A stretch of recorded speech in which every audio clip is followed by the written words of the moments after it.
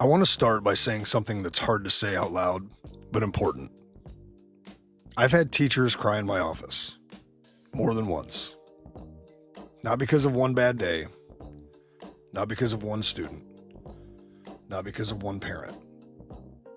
Because they were exhausted, because they felt trapped, because they felt like they were failing people they cared about, inside a system they didn't design and couldn't change. I've had parents sit across from me confused, overwhelmed, and scared. Not angry, not demanding. Just trying to understand why school felt so hard for their child when they were doing everything they were told to do.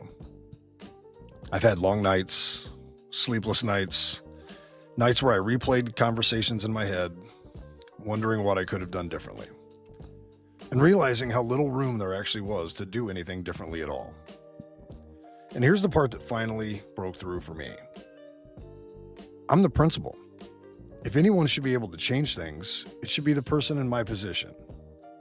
And yet, again and again, I found myself unable to fix the things that mattered most, even for the kids in my own building. That's not an indictment of my district. It's not anger at anyone. I could have been anywhere. I've worked inside elementary, middle, and high schools.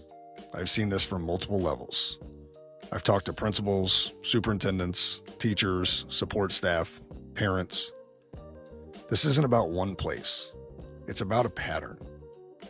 And once you see the pattern, it's hard to unsee it. What I keep hearing over and over is this idea of agency. It's in every strategic plan, every 5-year vision, every mission statement. Student agency, teacher agency, parent agency, and everyone nods when we say it. But here's where I get stuck. Someone explain to me what agency people actually have.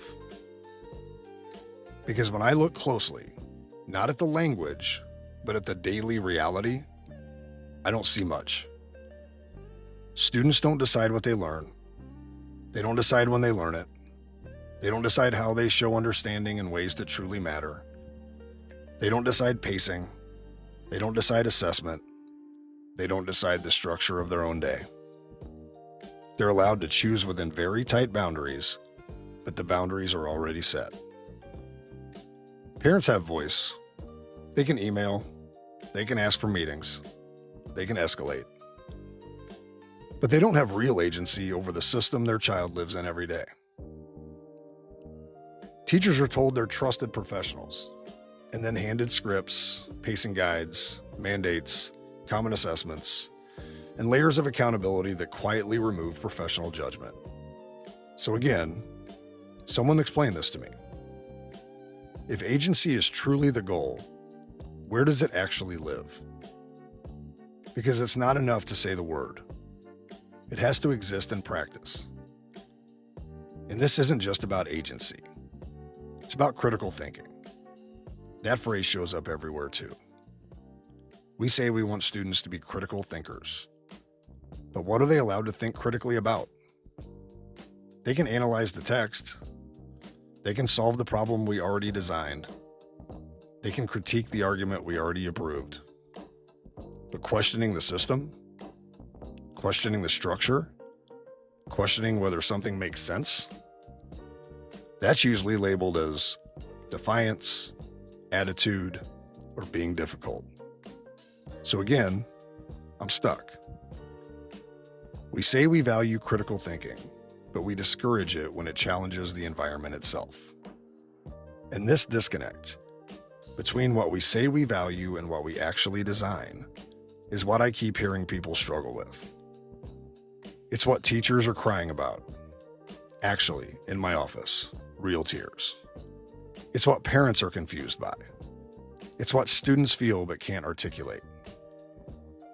And it's what finally made me stop and ask myself, if I can see this, and so many others can see this, why am I pretending it's just how it is?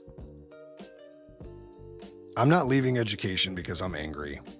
I'm not leaving because I failed. I'm not leaving because things are going poorly. I've had growth. I've had strong evaluations.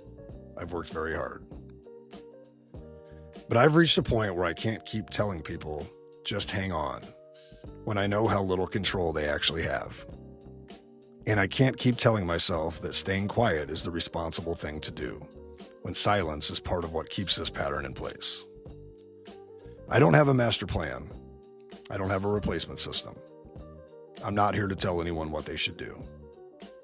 What I do have is a responsibility to say out loud what so many people are saying privately, to name the tension, to name the contradiction, to ask questions that deserve real answers. Because if we believe in agency, then we need to be honest about where it exists and where it doesn't. And if we believe in critical thinking, we need to allow it, even when it makes us uncomfortable to do so.